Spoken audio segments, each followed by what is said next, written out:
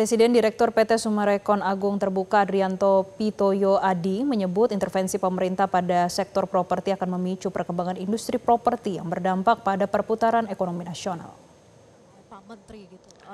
Dalam Indonesia Property Forum 2025 kemarin, Presiden Direktur PT Summarecon Agung Terbuka Adrianto Pitoyo Adi mengatakan industri properti punya peran sangat penting pada ekonomi negara karena industri ini mampu menyerap tenaga kerja hingga 14 juta orang per tahun, sekaligus membuat para pekerja mendapat penghasilan yang total agregatnya mencapai 1,1 triliun rupiah per tahun.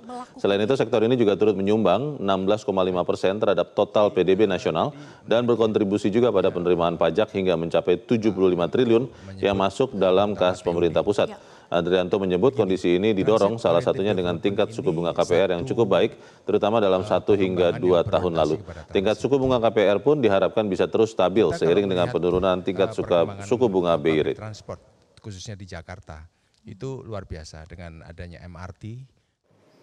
Namun di properti sebetulnya sejak 1-2 tahun yang lalu bunga KPR sudah relatif cukup bagus. Sehingga dengan kondisi BI rate sekarang di posisi 4,75, kami harapkan bunga KPR tetap stabil baik. Dan ini bisa mendorong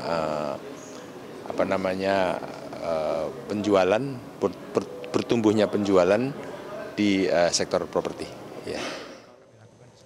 Meski saat ini kondisi ekonomi sedang lesu, namun intervensi pemerintah dalam hal memperpanjang insentif pajak pertambahan nilai yang ditanggung pemerintah atau PPNDTP memiliki efek yang besar pada konsumen properti di Indonesia.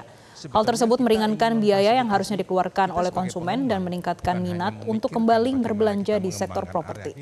Adrianto berharap intervensi pemerintah bisa tetap dijaga agar perkembangan industri properti nasional bisa terus dijaga. Dan pergi dari pengembangan kita. Saat ini pemerintah sudah cukup respon dengan diperpanjangnya PPNDTP, ya, dan itu salah satunya adalah meningkatkan daya beli karena diberikan free PPN ya.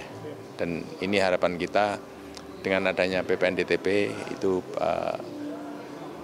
di kelas menengah yang daya belinya menurun akan pulih dan segera bisa ikut membeli properti untuk keperluan ya.